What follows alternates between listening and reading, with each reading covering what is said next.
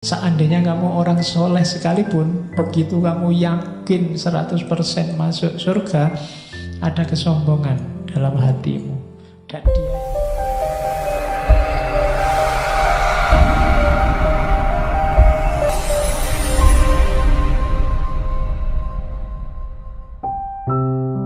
Abu Nuwas mengingatkan kita bahwa dunia yang kita cintai ini punya hakikat positif di awal, tapi lama-lama dia akan jadi negatif. Ini hakikatnya dunia sudah. Manusia awalnya muda, kuat, jago, tapi lama-lama dia akan menyusut, menurun, jadi tua, jadi lemah. Makan enak, seenak apapun makanan. Awalnya enak, tapi coba kamu tambah dari 1 piring jadi 2 piring. Enaknya tinggal setengah, kamu tambah lagi jadi 3 piring. Enaknya tinggal 1/4, kamu tambah lagi sampai piring kelima kamu akan muntah. Yang enak tadi jadi tidak enak. Itu hakikatnya dunia. Pacar cantik, apalagi? Iya cantik, sekarang umur berapa? 10 tahun lagi, 20 tahun lagi, 30 tahun lagi, sudah setara kita selevel. Sama. Jadi kalau kamu nembak terus jawabannya tunggu ya 30 tahun lagi, oh itu sudah berubah banyak pasti sudah. Oh manusia, dunia levelnya menurun.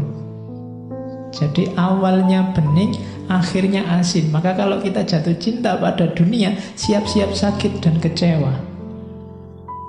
Karena dunia itu dahsyat nikmat di awal dong. Lama-lama kualitas kuantitasnya menurun. Jadi jangan jatuh cinta pada dunia, rugi. Eman-eman. Jadi jatuh cintalah pada yang lebih hakiki. Saya lupa pernah baca di mana kalau akhirat itu kebalikannya dunia.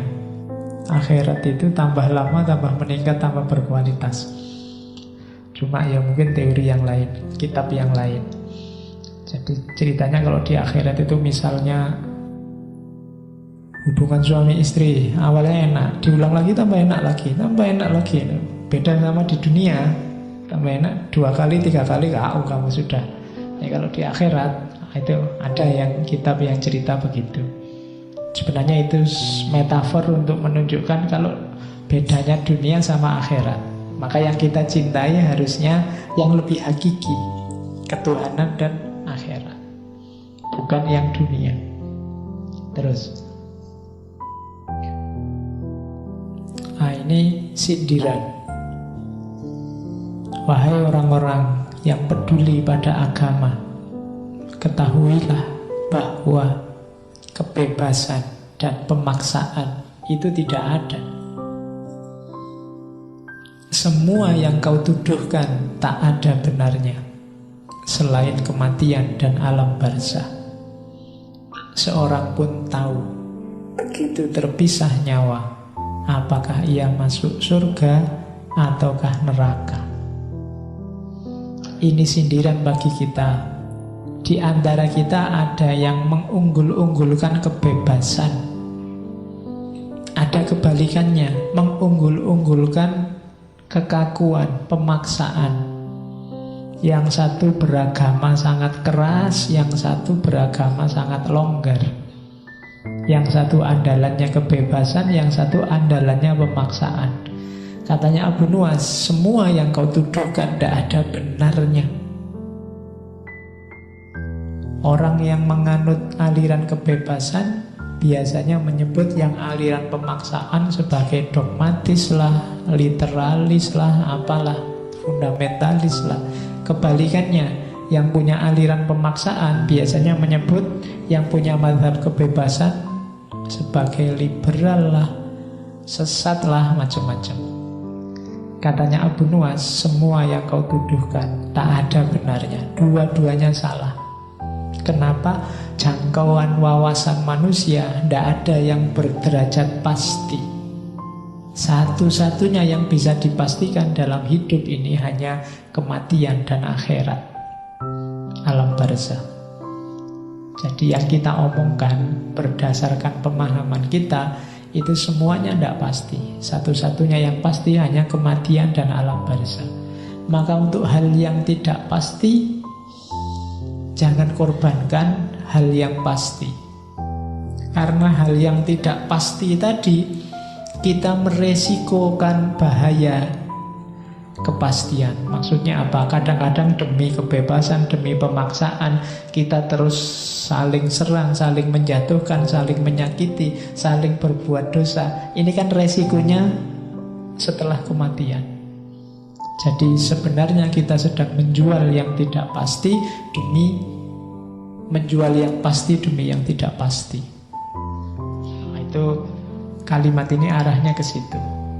Padahal ngapain sih kita mengklaim bahwa kita pasti benar, kita pasti lurus? Wong tak seorang pun tahu begitu terpisah nyawa, apakah ia masuk surga ataukah neraka. Siapa berani angkat tangan menjamin saya pasti surga, Pak? Tidak ada.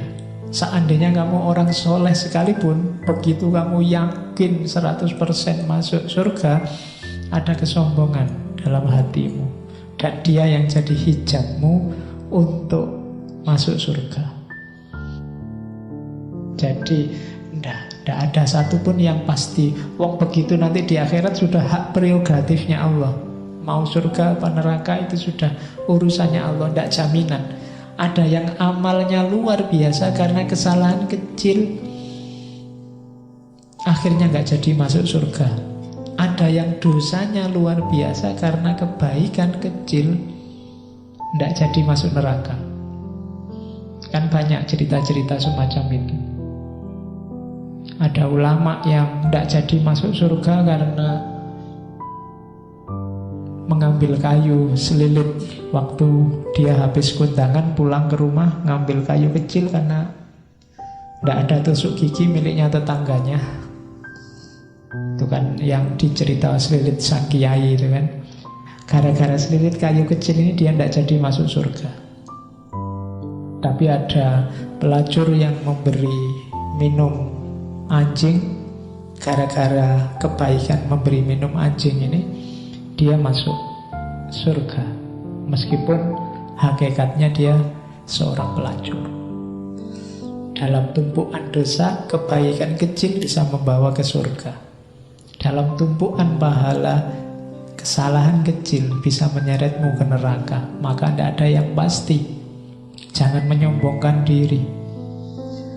Tak seorang pun begitu terpisah nyawa bisa memastikan apakah ia masuk surga ataukah neraka.